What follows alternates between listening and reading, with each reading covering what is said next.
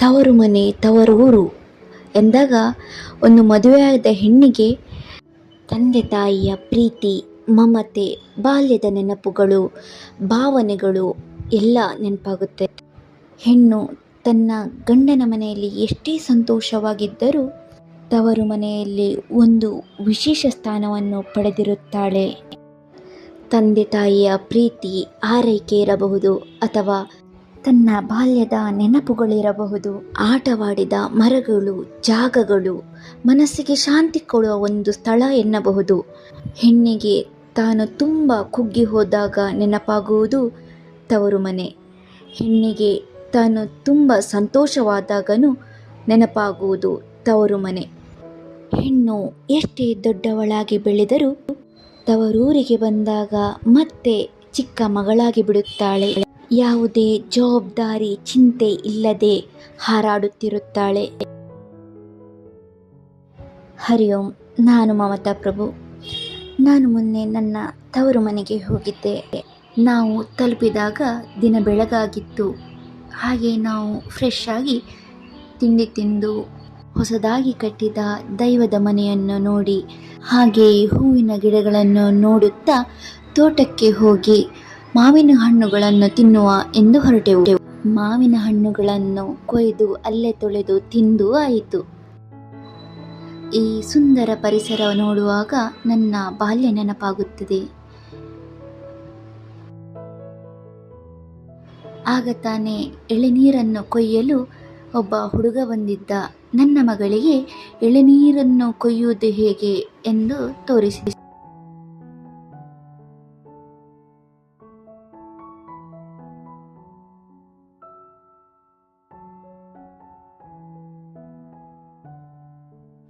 ಮೊದಮೊದಲು ಎಳೆನೀರನ್ನು ಕೊಯ್ಯಲು ತೆಂಗಿನ ಮರಕ್ಕೆ ಹತ್ತಲು ತುಂಬ ಕಷ್ಟಪಡಬೇಕಾಗಿತ್ತು. ಆದರೆ ಈಗ ಸುಲಭವಾಗಿ ಹತ್ತಬಹುದು. ಹಾಗಂತ ನನಗೆ ಹತ್ತಲು ಹೇಳಿದರೆ ಅದು ಆಗದ ಕೆಲಸ.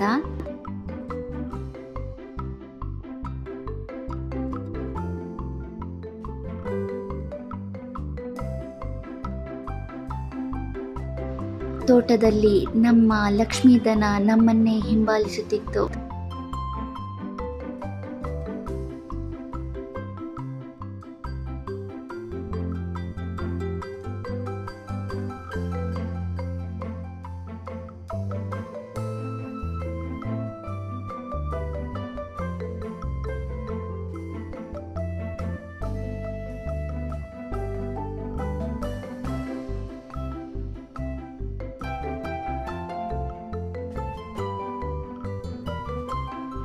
ನಾವು ತವರು ಮನೆಗೆ ಹೋದಾಗ ನನ್ನ ಅಪ್ಪ ಅಮ್ಮನಿಗೆ ನಮಗೆ ಎಳನೀರು ಕುಡಿಸದಿದ್ದರೆ ಸಮಾಧಾನವೇ ಇಲ್ಲ.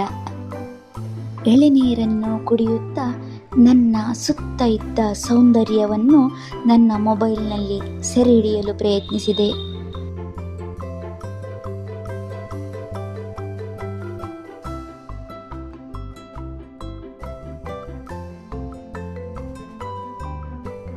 ಬೇಜಾರಿನ ಸಂಗತಿ ಏನೆಂದರೆ, ಈ ಅಡಿಕೆ ಗಿಡಗಳನ್ನು ನೆಡಲು ನಾವು ಬಾಲ್ಯದಲ್ಲಿ ಆಡುತ್ತಿದ್ದ ಮರಗಳನ್ನು ನೆಲಸಮ ಮಾಡಿದ್ದಾರೆ. ಅಲ್ಲದೆ ಹಲವಾರು ಜಾಗಗಳು ನೆನಪಾಗಿಯೇ ಉಳಿದಿವೆ. ಹಾಗೆಯೇ ಬಿಸಿಲು ಜಾಸ್ತಿಯಾಯಿತೆಂದು ನಾವು ಮನೆಗೆ ಹೊರಟೆವು. ಮನೆಯಲ್ಲಿ ತುಂಡರಿಸಿದ ಮಾವಿನ ಹಣ್ಣನ್ನು ತಿಂದೆವು. ಕಿವುಚಿ ಮಾಡಿದ ಮಾವಿನ ಹಣ್ಣಿನ ಗೊಜ್ಜನ್ನು ತಯಾರಿಸಿದೆವು. ಇದನ್ನು ಮಾಡಲು ತುಂಬ ಸುಲಭ. ಒಂದು ಕೆಂಪು ಮೆಣಸನ್ನು ಒಂದು ಕೆಂಡದ ಮೇಲೆ ಹುರಿದು ಆ ಮೆಣಸಿನಕಾಯಿಯನ್ನು ಒಂದು ಚಿಕ್ಕ ಪಾತ್ರೆಯಲ್ಲಿ ಜೊತೆ ಸ್ವಲ್ಪ ಉಪ್ಪನ್ನು ಹಾಕಿ ಚೆನ್ನಾಗಿ ಕಿವುಚಿಕೊಳ್ಳಬೇಕು. ಚೆನ್ನಾಗಿರುವ ಮಾವಿನ ಹಣ್ಣನ್ನು ಅದರ ಜೊತೆ ಕಿವುಚಬೇಕು. ಈಗ ಊಟದ ಜೊತೆ ಸವಿಯಲು ಸಿದ್ಧ. ನಮ್ಮ ಮಧ್ಯಾಹ್ನದ ವಿರಾಮದ ಸಮಯದಲ್ಲಿ ತಮ್ಮ ಮತ್ತು ಅಮ್ಮ ನನ್ನ ದೊಡ್ಡಪ್ಪನ ಮನೆಗೆ ಹೋಗಿದ್ದರು. ಅಲ್ಲಿ ಮನೆ ಹತ್ತಿರನೇ ಒಂದು ದೊಡ್ಡದಾದ ಹೊಳೆ ಇದೆ. ಈ ನದಿಯ ಅಲೆಗಳಲ್ಲಿ ನಮ್ಮ ಅನೇಕ ಮಧುರ ನೆನಪುಗಳು ಇನ್ನೂ ಜೀವಂತವಾಗಿವೆ. ಅವರು ಹಿಂತಿರುಗಿ ಬರುವಾಗ ವಾಟೆ ಹುಳಿ ಅಥವಾ ಉಂಡೆ ಹುಳಿಯನ್ನು ಕೊಯ್ದು ತಂದಿದ್ದರು. ಈ ವಾಟೆ ಹುಳಿಗೆ ಹುಣಸೆ ಹಣ್ಣಿನಷ್ಟೇ ಉಪಯೋಗವಿದೆ.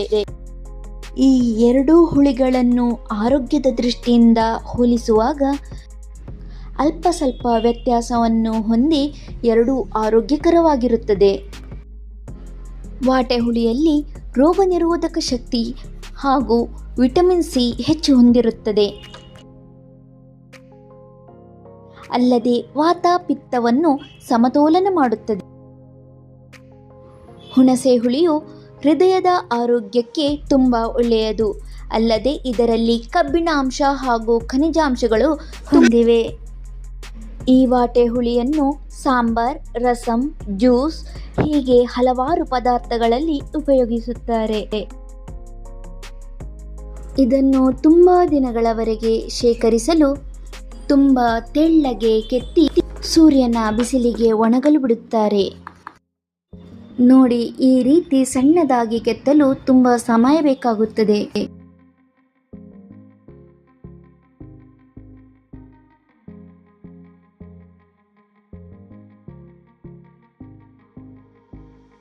ನಂತರ ಈ ರೀತಿ ತೆಳ್ಳಗೆ ಹರಡಿ ಸೂರ್ಯನ ಬಿಸಿಲಿಗೆ ಒಣಗಲು ಬಿಡುತ್ತಾರೆ.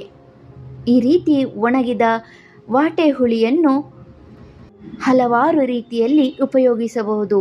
ಇದನ್ನು ಕೆಲವರು ಹುಡಿ ಮಾಡಿ ಉಪಯೋಗಿಸಿದರೆ, ಇನ್ನು ಕೆಲವರು ಇದನ್ನು ನೀರಿನಲ್ಲಿ ನೆನೆ ಹಾಕಿ ಉಪಯೋಗಿಸುತ್ತಾರೆ.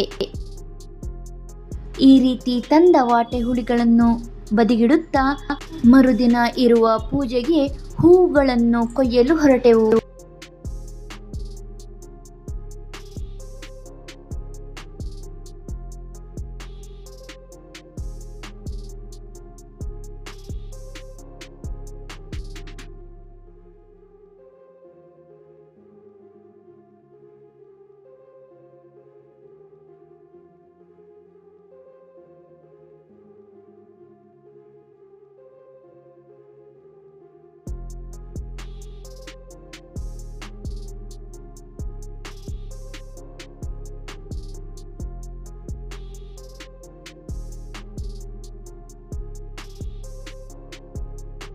ಅಬ್ಬಲಿಗೆ ಅಥವಾ ಕನಕಾಂಬರ, ಮಲ್ಲಿಗೆ ಕೊಯ್ಯುತ್ತಾ ಕೊಯ್ಯುತ್ತಾ ನಮ್ಮ ಮಾತುಕತೆ ಸೂರ್ಯಾಸ್ತವಾದರೂ ಮುಗಿಯಲಿಲ್ಲ.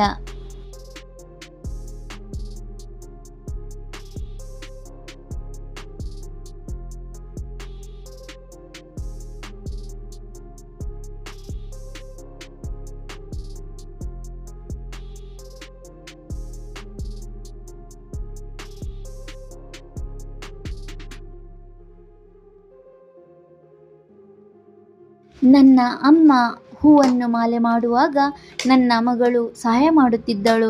ಹೀಗೆ ಒಂದೊಂದಾಗಿ ಹೆಕ್ಕಿಕೊಟ್ಟು ಸಹಾಯ ಮಾಡುವಾಗ ನನ್ನ ಬಾಲ್ಯದ ನೆನಪಾಯಿತು. ನಾವು ಹೀಗೆ ಸಣ್ಣವರಿರುವಾಗ ಹೀಗೆ ಒಂದೊಂದು ಹೂಗಳನ್ನು ಹೆಕ್ಕಿಕೊಡುವಾಗ ತುಂಬ ಜಗಳವಾಡಿ, ನಾನು ಕೊಟ್ಟದ್ದನ್ನು ಮೊದಲು ತೆಗೆದುಕೊಳ್ಳಿ ಎಂದು ಜಗಳವಾಡಿ ಹೂವು ಕಟ್ಟಲು ಸಹಾಯ ಮಾಡುತ್ತಿದ್ದೆವು. ತುಂಬ ಪರಿಮಳದ ಈ ಮಂಗಳೂರು ಮಲ್ಲಿಗೆ ಹೂವು ಅರಳುವಾಗ ಮನೆಯೆಲ್ಲ ಘಮಘಮಿಸುತ್ತಿತ್ತು. ಈ ಹೂವು ಯಾರಿಗಿಷ್ಟ ಕಮೆಂಟ್ ಮಾಡಿ ತಿಳಿಸಿ. ಹೀಗೆ ಹಿರಿಯರು, ಮಕ್ಕಳು, ಮನೆಯವರೆಲ್ಲ ಸೇರಿ ದಿನ ಹೋದದ್ದೇ ತಿಳಿಯಲಿಲ್ಲ. ತವರೂರಿನ ಸುಂದರ ನೆನಪುಗಳು ಮತ್ತು ಪ್ರಕೃತಿಯ ಉಡುಗೊರೆಗಳ ಉಪಯೋಗಗಳೊಂದಿಗೆ ಸಿಗುವೆ ಮತ್ತೊಮ್ಮೆ. ಭಾಗ 2. ಹರಿ ಓಂ.